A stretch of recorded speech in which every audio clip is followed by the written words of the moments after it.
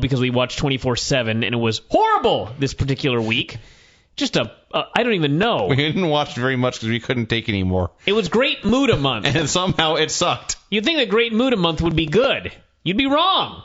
We watched 2 Great Muta matches and could take literally no more. I'm going to recap them here. I'm just going to get them over with here at the beginning of the show. There's not much to recap. First off, we had the Great Muta versus Eddie Gilbert. This should have been good. You would actually, think. it was all right until the end. It was 1989, so Great Muta was young, amazing hair, athletic, lean, had a full head of hair, looked like an athlete. They had a match. I guess it was no DQ, which begs the question why, for example, every time Gary Hart tried to interfere, he had to do it behind the ref's back. Don't know. That made me laugh. So, I guess just shit has always happened in wrestling. It's nothing new. Although actually, you know what? I was going to say the shit in this match, I was going to say that it didn't compare to what we see in TNA nowadays, but that would be a lie. This match, first off, they did the match. It was no DQ.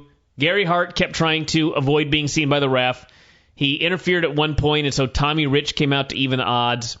Missy Hyatt, by the way, made a cameo in this match.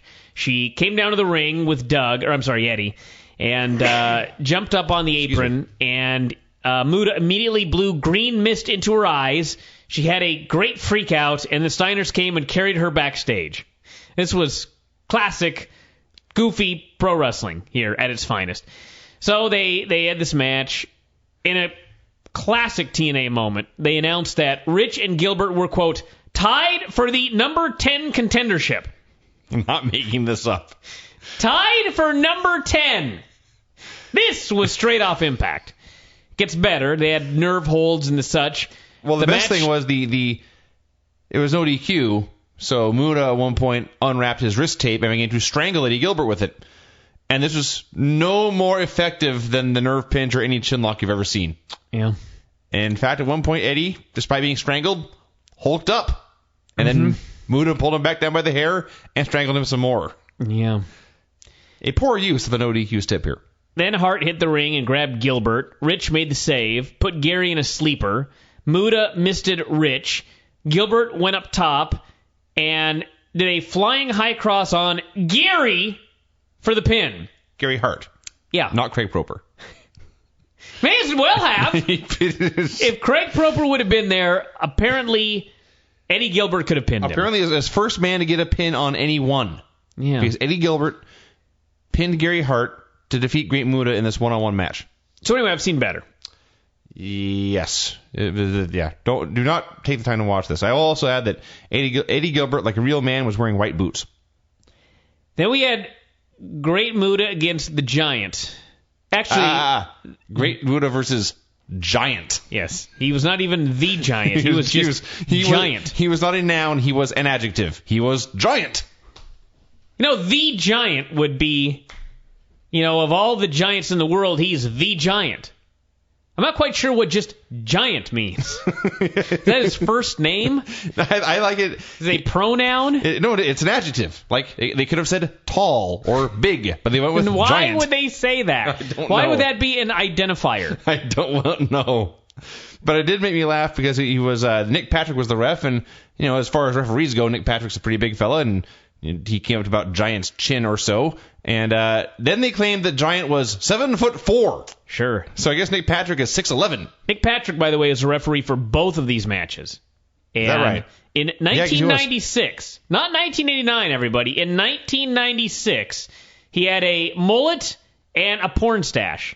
This may have been 97. I actually didn't get the date. It really doesn't matter. Anyway, Arn Anderson actually opened up both packages. And usually when they do this, like a couple of months ago, Mickie James, for the Halloween, the October 24/7, Mickie James was in some sort of a French-made costume or something like that. It's the Halloween theme deal. Yeah, she introduced the video package, but they used the same one for every one. Right. So she'd say that she'd say the same thing every time because it was a replay. Not this time.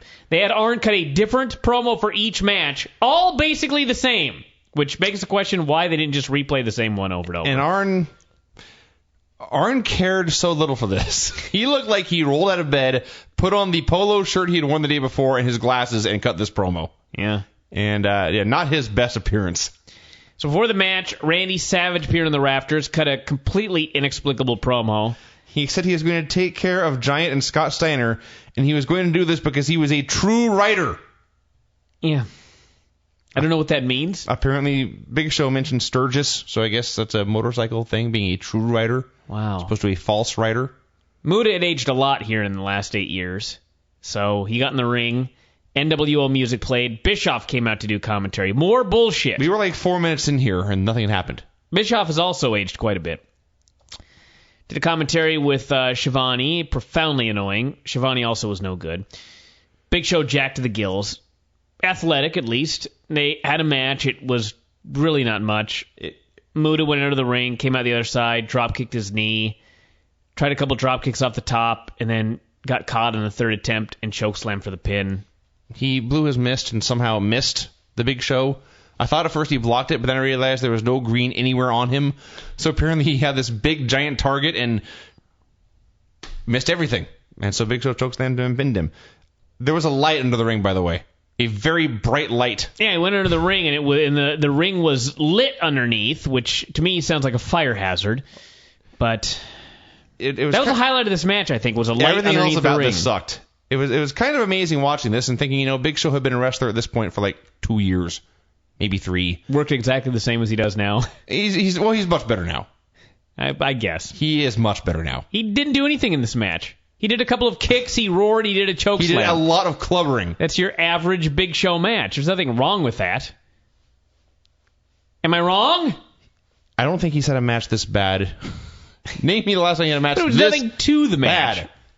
I'm sure that one of his Elimination Chamber qualifiers that went a minute was exactly like this match.